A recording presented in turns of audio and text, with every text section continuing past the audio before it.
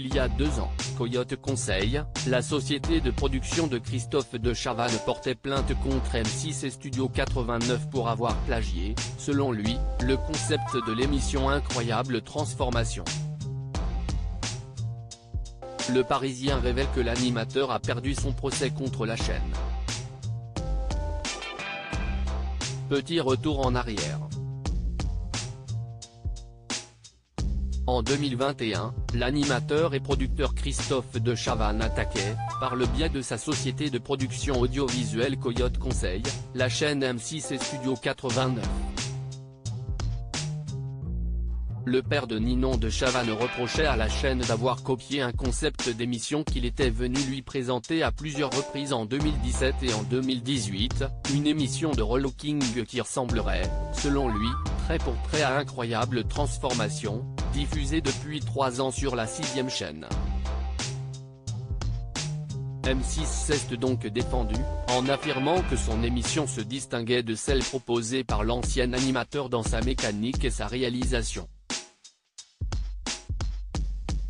De son côté, Christophe de Chavannes a parlé d'usurpation, de pillage, de copie parasitaire et réclamait donc 10 millions d'euros à la chaîne.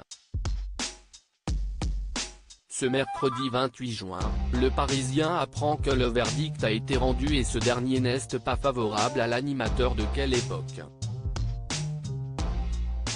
Christophe de Chavannes perd son procès contre M6 ce mercredi 28 juin, Christophe de Chavannes a donc perdu son procès contre M6. Coyote Conseil a été condamné par le tribunal de commerce de Nanterre à rembourser 10,000 € de frais de justice à M6, détaillent nos confrères.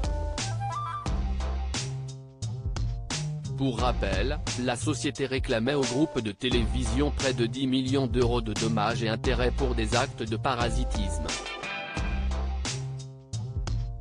En 2017, M6 avait rejeté pour des raisons de budget et de contenu l'offre de Coyote qui souhaitait adapter en France l'émission de télé-réalité Body Fixé. La 6e chaîne avait donc décidé de produire et diffuser sa propre émission Incroyable Transformation, qui a révélé Nicolas Valdorf et Léa Djadja. Le 22 juin dernier, l'AFP a révélé que Coyote n'a pas su apporter la preuve qu'elle détenait un droit de diffusion pour adapter, produire et commercialiser ce format en France.